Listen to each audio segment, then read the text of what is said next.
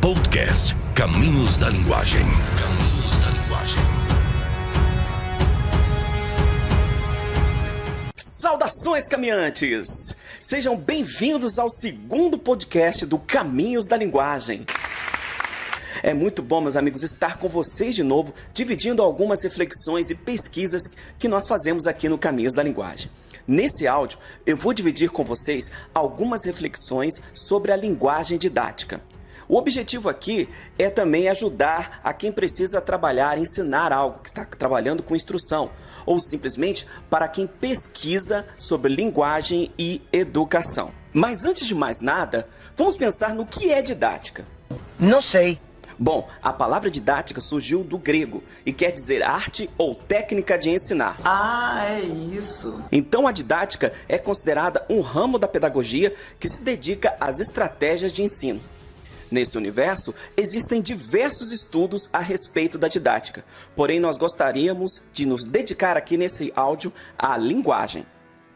Quando pensamos em alguém ensinando, nos limitamos a achar que basta ficar na frente de um público falando. Mas não é bem assim. Olha, há pouco tempo eu presenciei algo bem diferente que me fez refletir. Eu estava ajudando a coordenar um curso para jovens. Nesse dia, viria uma professora para falar de um assunto que, aparentemente, parecia ser batido e bem conhecido para a maioria dos alunos.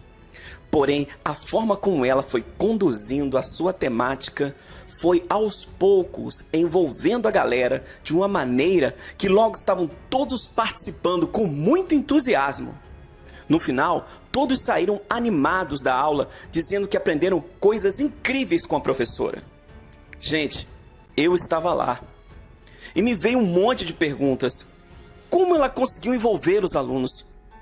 Afinal de contas, o assunto que ela estava tratando é bem conhecido e falado por outra professora, inclusive, em um dia, anterior a esse. O que ela tinha em sua linguagem? E eu fiquei pensando. Comecei a prestar atenção justamente na linguagem dela e fazer algumas anotações. Foi aí que reparei algumas técnicas em sua fala e também na sua linguagem corporal. E isso aguçou a minha curiosidade.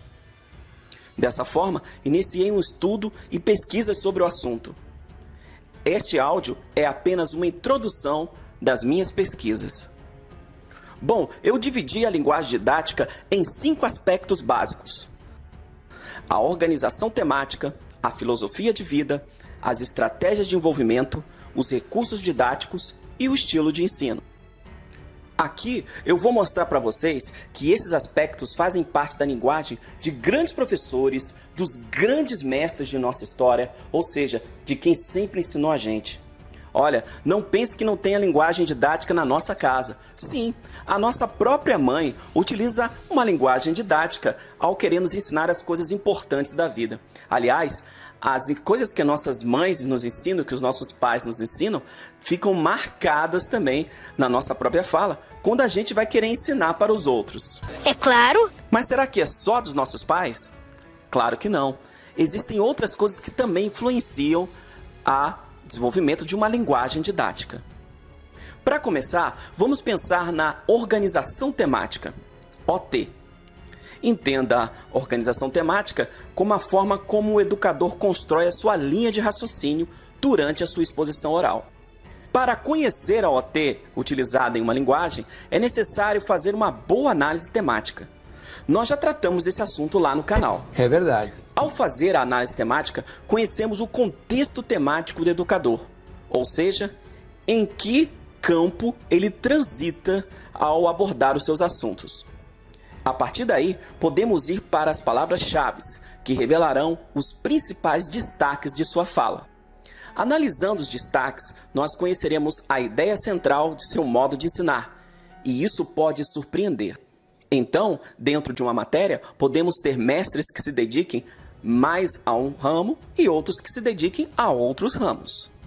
O segundo aspecto que nós vamos abordar aqui é a filosofia de vida. Entenda a filosofia de vida, nesse caso, como um conjunto de ideias e atitudes que fazem parte da vida de uma pessoa.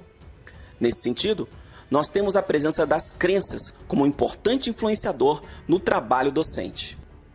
nós temos vários tipos de crenças. Temos as crenças pessoais, que dizem respeito a uma gama de valores que fazem parte da identidade de uma pessoa. As crenças acadêmicas, que dizem respeito a uma linha científica adotada pelo docente. As crenças profissionais, que se referem a elementos éticos do mundo profissional. E muitos outros tipos de crenças.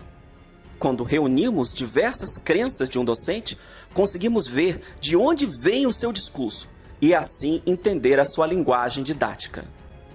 Em terceiro lugar, temos as estratégias de envolvimento. Entenda estratégias de envolvimento como a forma que o docente usa para cativar os seus discípulos. Nós temos diversas estratégias de envolvimento, como, por exemplo, aquelas ligadas ao universo cultural do aluno, que usa símbolos significativos para chamar a atenção dos estudantes. Esses símbolos podem ser midiáticos, artísticos, ideológicos, dentre outros. Assim, o estudante cria um ambiente de identificação, fazendo com que os alunos participem mais da aula. Afinal de contas, John Dewey já nos falava que para ensinar latim a Pedro, é preciso conhecer latim e conhecer a Pedro. Em quarto lugar, nós temos os recursos didáticos, propriamente ditos. E aqui eu me refiro apenas recursos didáticos na linguagem. Nesse sentido, temos as contribuições de Vygotsky e de Feuerstein, desculpe aí a pronúncia, que nos falam da mediação, que é um tipo de interação que ocorre quando alguém ensina e alguém aprende. Temos ainda elementos próprios dos estudos de comunicação, como, por exemplo, o feedback, dentre outros. Por último, temos o estilo de ensino do mestre. Este traz elementos próprios do docente, os quais criarão mais tarde toda uma tradição advinda de seu nome. Para descobrir o estilo de ensino de um docente, devemos nos voltar para o seu caminho histórico e ver como as suas experiências deixaram marcas em sua fala. Assim poderemos compreender por que ele utiliza uma técnica X no lugar de uma técnica Y. Com esses 5 aspectos, podemos compreender a linguagem didática de um mestre. Assim, poderemos aprender com ele e ver o que fazer em algumas situações de aprendizagem. Dessa forma, vemos que não basta saber um conteúdo para ensiná-lo. É preciso haver uma transposição didática para que o conteúdo estudado seja transformado em um conteúdo a ser ensinado. Mas isso é um assunto para um outro podcast. Um grande abraço para você, fiquem com Deus e até a próxima! Caminhos da Linguagem. Conhecimento onde você estiver.